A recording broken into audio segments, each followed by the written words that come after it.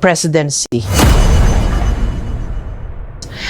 Now we talk about the Discayas, Mayor Vico. Bakit 26 lang yung pinangalanan mo?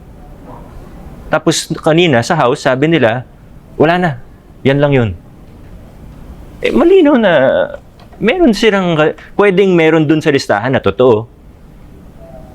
But looking at it all in all, may tinatago sila. Kailangan malaman natin kung ano yun. Paano nila napili yung listahan na yun? Out of thousands of jurisdictions or out of how many LGUs, out of how many districts. It doesn't make sense. Kinumpare yung City Hall mo with the Senate building na sa kanila yata 32 billion na.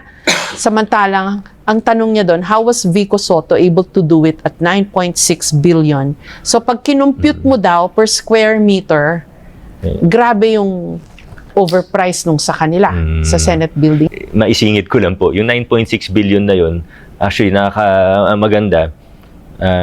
Usually, di ba, pag may project ang gobyerno, yun nga, medyo nagbo-bloat. Sa amin, bumaba pa nga. Ngayon, 9.2 billion na lang siya.